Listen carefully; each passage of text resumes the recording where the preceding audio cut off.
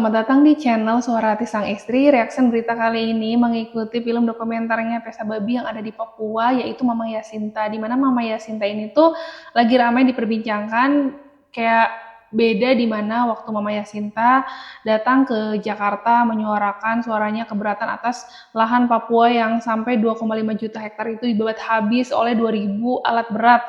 Dan itu untuk proyek strategis nasional produksi pangan, energi biodiesel, sawit, dan bioetanol tebu ya. Mama Yasinta protes lah sebut-sebut nama Presiden Prabowo di video film dokumenter tersebut. Namun Mama Yasinta sekarang berubah gitu pandangannya atau ucapannya sebelum ke hal viral tersebut. Kita lihat dulu flashback di mana Mama Yasinta itu begitu ingin membela Papua di Jakarta. Dengan adanya PSN, PT John Indro yang sudah menerobos tanah kami dan hutan kami, merusak alam kami, itu yang kami datang ke Jakarta jauh-jauh dari Papua. Kami mau bersuara kepada Bapak Presiden Prabowo Subianto, di mana keadilan untuk masyarakat Papua. Tolong lihat masyarakat Papua yang sudah mati. Dari film dokumenter ini Mama Yasinta begitu berani ya, dan beda dengan video di mana Mama Yasinta itu bantah keras isu intimidasi TNI dan jet pribadi.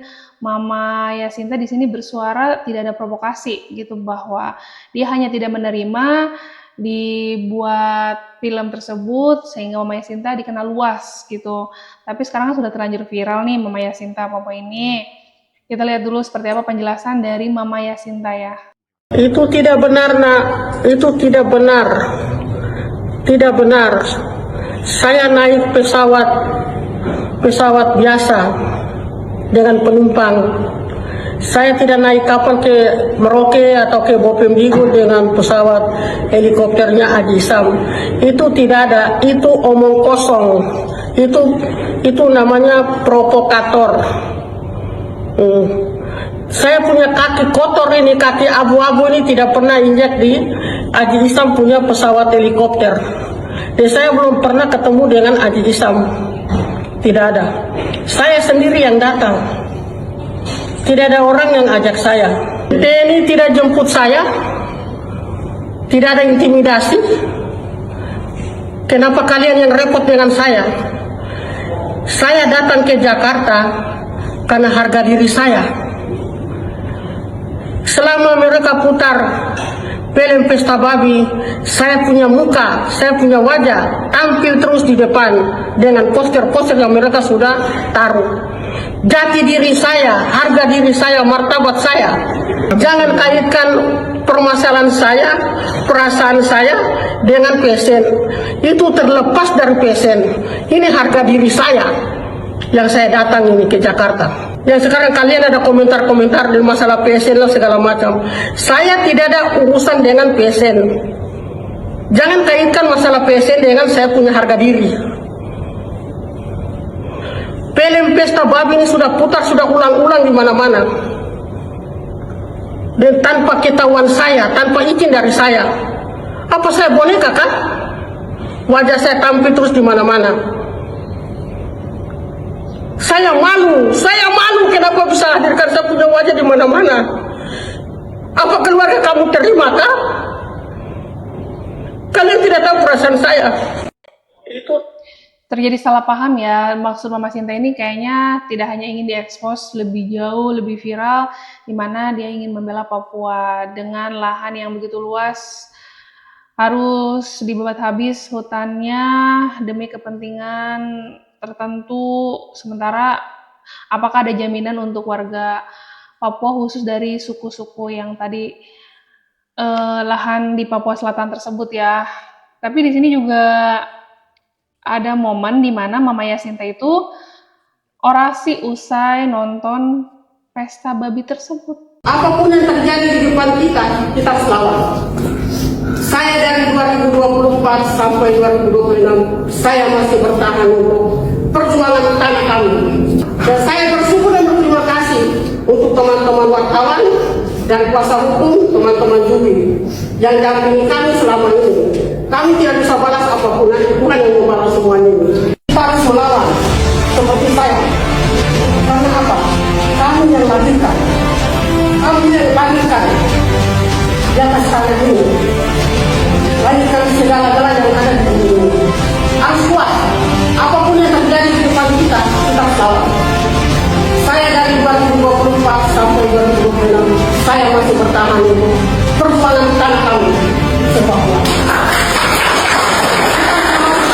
Aduh, Mama Yasinta ini jadi bikin bingung juga ya. Mempermasalahkan film dokumenter Pes Babi, tapi berorasi untuk membela Papua. Gimana ya? Agak pusing juga menyimaknya. Tapi kan ini sebenarnya tujuannya baik, supaya Papua itu lahannya tidak dibuat habis.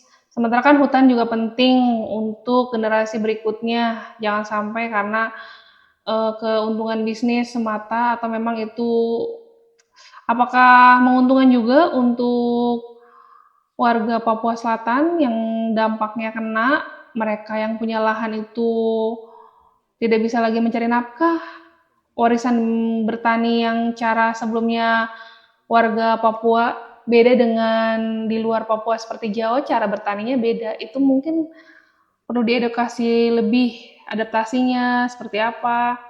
Kan mereka terbiasa dengan berburu ke hutan. Kalau hutannya nggak ada, sekarang mereka harus gimana gitu kan? Di sini juga keluarga sebut Mama Yasinta dibawa paksa. Siapa yang membawanya ke Jakarta ya? Kita simak ya. Kita minta juga kepada pihak-pihak yang membawa Mama supaya itu dipulangkan kepada kami. Kami keluarga merasa kehilangan Mama. Karena Mama dibawa tanpa izin dari kami keluarga. Kami dari keluarga Mama Sinta mau klarifikasi tentang dugaan Mama mulai dari hari Minggu tanggal 24 Mei 2026 kami kehilangan kontak dengan beliau. Setelah tanggal 23 hari Sabtu ketika video Mama Sinta Moiwen berkembang di media. Saat itu kami coba membangun komunikasi dengan Mama, tetapi Mama sudah tidak komunikasi dengan kita, keluarga, mulai dari hari Minggu. Dan diduga saat itu Mama ditekan dan sudah membangun perencanaan yang cukup panjang untuk bagaimana Mama ini diduga untuk mengambil data dari Mama Sinta Moiwen. Hari Minggu saat itu beliau tidak bermalam di rumahnya, tetapi beliau bermalam di pos TNI di Kampung Wogekel, Distrik Ilwayap. Hari Senin tanggal 25 beliau bersama dengan yang bertugas untuk mengamankan PSN di Kampung Wanam dan juga saat ini yaitu Christine ikut menyeludupkan Mama tanpa sepengetahuan keluarga. Dugaan pertama itu bahwa hari Minggu beliau diberangkatkan pakai kapal laut menuju ke Merauke. Tetapi hari Senin itu dibangun komunikasi bahwa beliau akan menggunakan pesawat jet milik menuju ke Timika, dan yang kedua itu ke Bovendigul, Kabupaten Bovendigul. Dan juga mereka entah berangkat ke Merauke, dan saat itu kami sudah tidak tahu keberadaan beliau. Sampai dengan hari Jumat tanggal 29 kami baru tahu ketika dan banyak disensornya nih dari video ini, informasinya kurang jelas karena kayaknya menyangkut nama-nama orang besar sih. Jadi penasaran, ini Mama Yasinta tuh jadi bikin curiga juga gitu kan, menolak film itu. Lalu gimana di sini fungsinya dari sisi Menteri HAM, terus apakah ada respon dari Pak Presiden Prabowo juga dengan lahan tersebut demi mensejahterakan rakyat yang seperti apa, yang sampai warga Papua Selatan ini tuh kehilangan lahan seluas itu hingga 2,5 juta hektar, dan Mama Yasinta ini tuh mungkin hanya mempermasalahkan filmnya, tapi film itu pasti ada sisi lain rahasia yang cukup besar gitu. Terima kasih yang sudah menonton channel Suara Hati Sang Istri. Jangan lupa komen di reaction kali ini. Bye.